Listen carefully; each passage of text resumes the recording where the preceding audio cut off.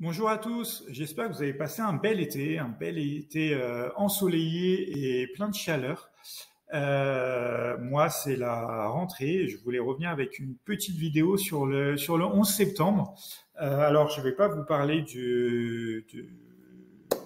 des attentats terroristes en tant que tels, etc.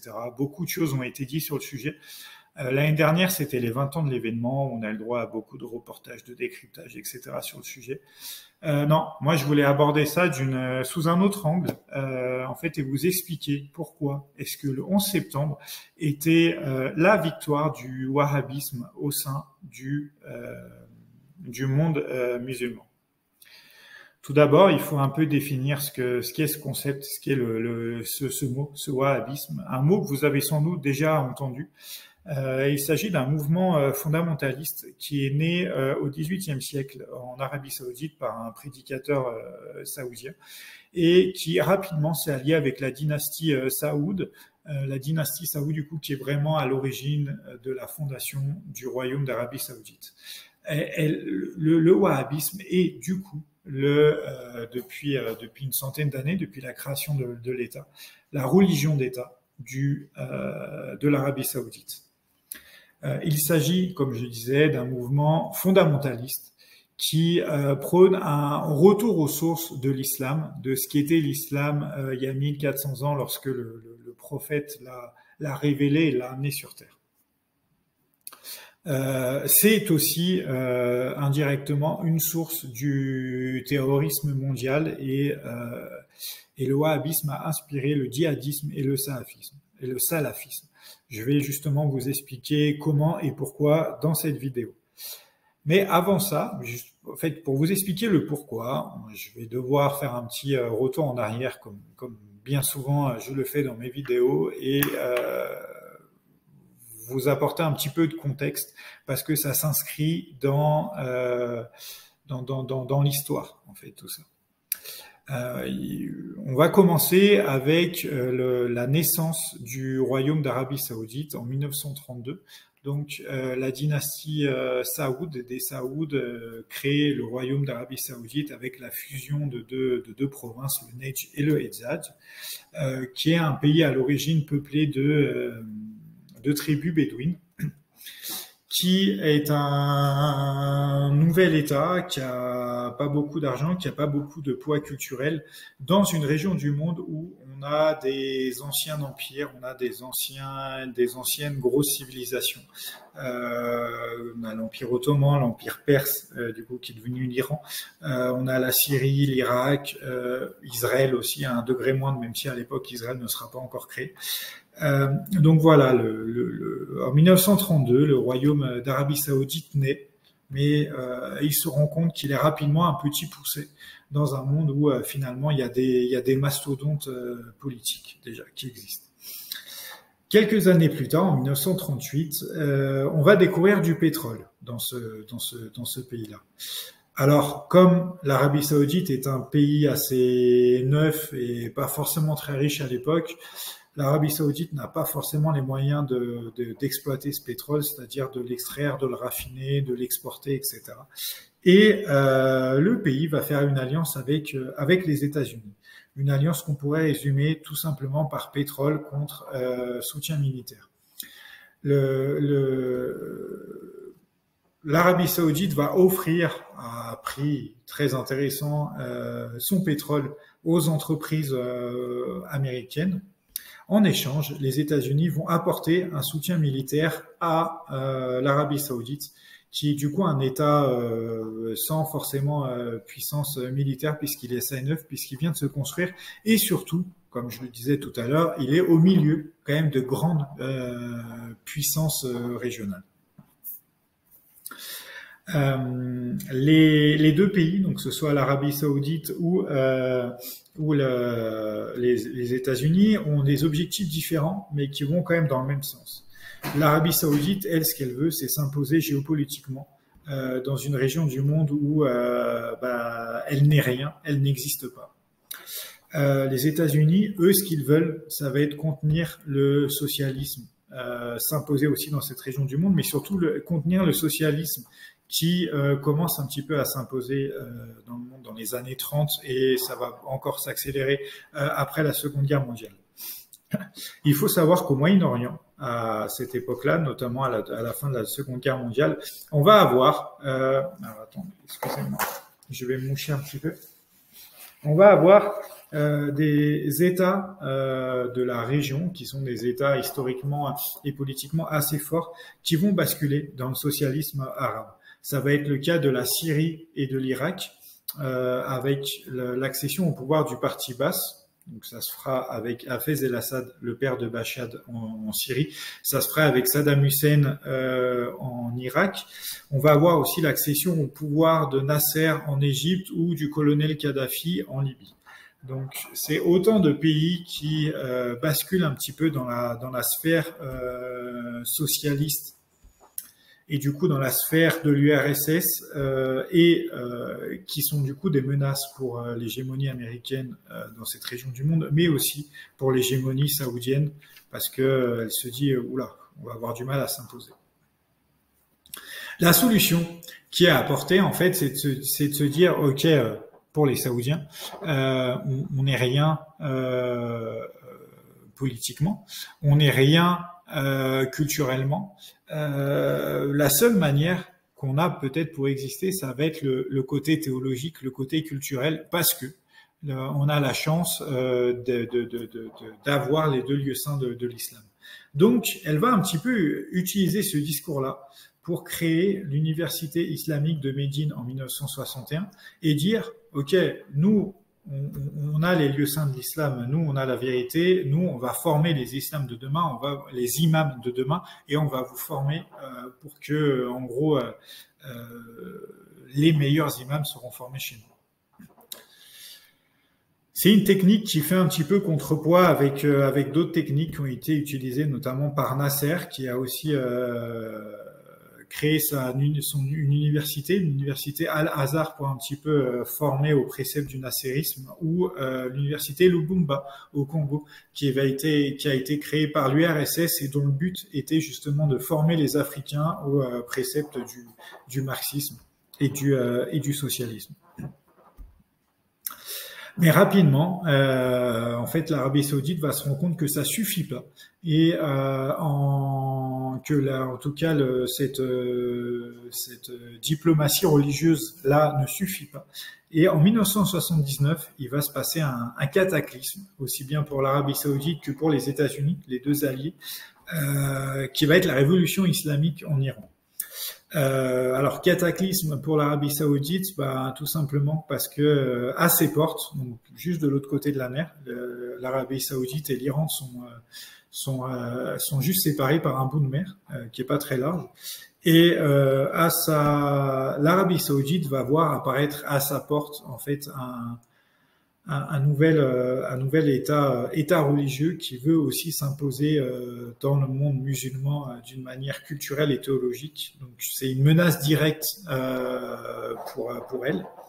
Et puis cataclysme aussi pour les États-Unis, parce que les États-Unis perdent là l'un de leurs plus fidèles alliés de l'époque, à savoir l'Iran, le régime du Shah d'Iran, qui a été renversé par la révolution islamique, était un grand allié des États-Unis. Donc là, les choses vont un petit peu accélérer à la suite de cette révolution islamique, et l'Arabie Saoudite va choisir de passer un petit peu à la lutte armée. Alors la lutte armée par proxy interposé, mais lutte armée quand même, en envoyant des moudjahidines en Afghanistan. L'Afghanistan qui venait d'être envahi par l'URSS, et l'Arabie Saoudite va envoyer des moudjahidines avec l'aide des services secrets pakistanais combattre en Afghanistan. Le discours officiel, c'était de dire oui, alors ce sont des Saoudiens qui partent combattre. C'était pas l'armée, c'était pas l'armée saoudienne, c'était des combattants saoudiens. Donc là, le pays n'était pas engagé de manière officielle, mais plutôt de manière officieuse, mais ne se cachait pas, en tout cas le pays ne se cachait pas d'envoyer ses moudjahidines là-bas. Et le discours officiel était vraiment de dire, bah oui, les communistes et l'URSS sont athées, sont anti-cléricaux, sont anti-religieux. Donc du coup, nous, étant donné qu'on a une vision musulmane et islamiste du monde, on va les combattre là-bas. Ces combattants, dont faisait partie Oussama Ben Laden et les premières têtes pensantes d'Al-Qaïda, ont été aussi financés par les États-Unis et par la CIA, qui voyaient aussi là du pain béni en fait et une occasion rêvée de combattre l'URSS, qui était vraiment l'ennemi juré de l'époque pour les Américains. Et c'est vraiment là-bas en Afghanistan que va se former Ben Laden et ses sbires, et va se créer Al-Qaïda, qui deviendra bientôt une internationale, qui va prendre ses distances avec l'Arabie Saoudite, mais avec le pays de l'Arabie Saoudite, mais n'empêche que Al-Qaïda est vraiment à l'origine d'une émanation saoudienne. La preuve, c'est que lors des attentats du 11 septembre 2001, 15 des 19 terroristes auront un passeport saoudien. On peut citer les califes de l'État islamique et les chefs d'Al-Qaïda et des différents groupuscules locaux, comme par exemple Boko Haram au Nigeria, ou les groupes djihadistes dans le nord du Mali, ou les anciens groupes aussi pareil islamistes en Algérie dans les années 90. Eh bien, ces personnes-là sont pour la plupart soit des personnes qui ont été formées, qui ont suivi l'enseignement de l'université islamique de Médine, ou alors ont suivi de manière indirecte l'enseignement de personnes qui en sortaient et qui avaient été un petit peu bercées de wahhabisme. Donc on voit que le terrorisme, le djihadisme en tout cas, est un petit peu souvent une continuité du wahhabisme. Ça commence par le wahhabisme, après on est sur quelque chose de fondamentaliste, de fondamental, de très rigorisme. On a tendance un petit peu à pencher dans le salafisme, et puis après un salafiste qui prend les armes devient un djihadiste. Donc c'est un peu une continuité entre tout ça. L'Arabie Saoudite n'est pas, et en tout cas est loin, c'est un euphémisme de le dire, est loin d'être le pays le plus tolérant au monde. Moi, il y a un exemple que j'aime bien citer, par exemple, l'Arabie Saoudite est le seul pays musulman, donc dont l'islam est la religion d'État, qui ne contienne aucune église ou aucune synagogue. Vous ne voyez pas ça ailleurs. Par exemple, le pape a des évêchés, le Vatican a des ambassadeurs, il y a des évêchés, des évêques en Iran, qui est aussi une république islamique qu'on pourra difficilement accuser l'Iran d'être laïque ou quoi que ce soit. Pourtant, il y a des églises en Iran, il y a des synagogues en Iran, il n'est pas interdit de construire une église en Iran. Ça l'est en Arabie Saoudite.